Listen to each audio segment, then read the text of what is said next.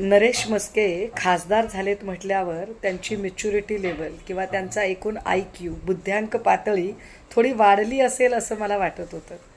परंतु ज्या पद्धतीचे ते स्टेटमेंट करत आहेत त्यावरून अजूनही त्यांच्यातला तो जो थिल्लरपणा आणि छिछोर चाळे करण्याची जी वृत्ती आहे ती वृत्ती गेलेली दिसत नाही आहे.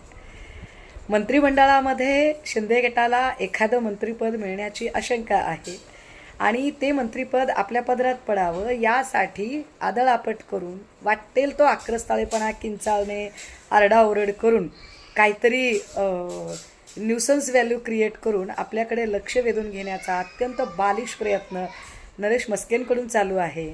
पण म्हस्केची जरा विचार करा, शिंदे साहेबांचा एकूण लौकिक बघता त्यांचं इतकं मोठं मन नक्कीच नाही आहे की एक मंत्रिपद जर मिळत असेल तर ते मंत्रिपद आपला मुलगा श्रीकांत शिंदे याला सोडून ते तुमच्यासारख्या अत्यंत थिल्लर चाळे करणाऱ्या माणसाला देतील. ABP माझा, उघडा डोळे बघा नीट.